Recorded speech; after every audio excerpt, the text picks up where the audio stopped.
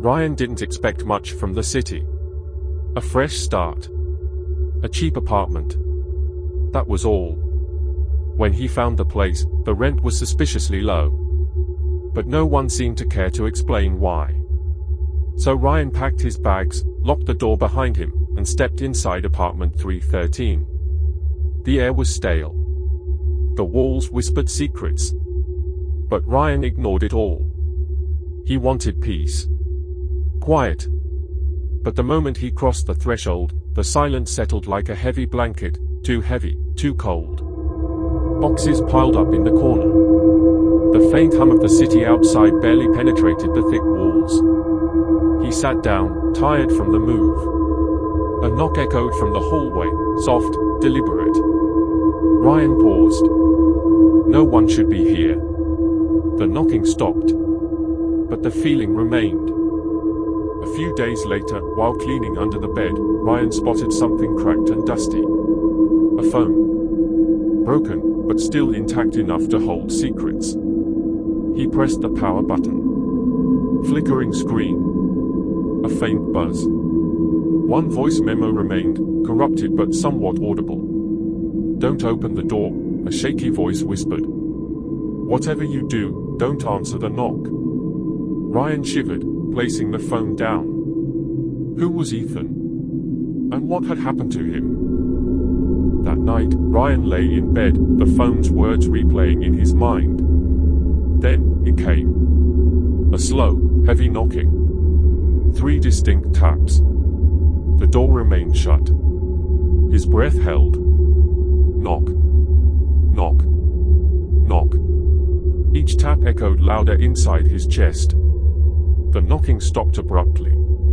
But the dread lingered. The next morning, Ryan moved to wash his face, hoping to shake off the terror. As he looked into the bathroom mirror, his reflection flickered. A face stared back, but it wasn't his. Eyes black as void, a crooked smile, skin pale and cracked like old parchment. Behind him, she was there, watching, waiting. Desperate, Ryan scoured old newspapers and scribbled notes Ethan left behind. The name appeared again and again, Cedar. A woman accused of witchcraft decades ago, burned alive on the edge of the nearby forest. Her anger never faded. Her soul trapped between worlds. They called her the Knock Witch. She knocked before taking her victims. Ryan found Ethan's ritual notes, half-finished and cryptic. Candles, salt circles, ancient words meant to bind or burn. The instructions were clear: burn her to break the curse. Heart pounding, Ryan prepared the ritual in the middle of his living room, tracing chalk symbols on the floor. The air grew thick, the shadows lengthened, and whispers filled the room. She was near. Flames danced as Ryan lit the candles. The mirror shattered, releasing a scream that shook the walls. The witch appeared, fiery eyes, snarling, claws reaching out.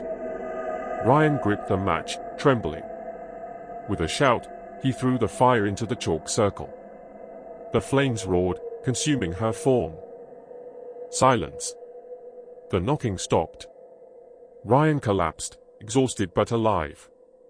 He left the apartment at dawn, vowing never to return. Weeks later, a new tenant moved in. On the table lay a single note, stained with old ink. "She only dies if you forget her." The knock began again.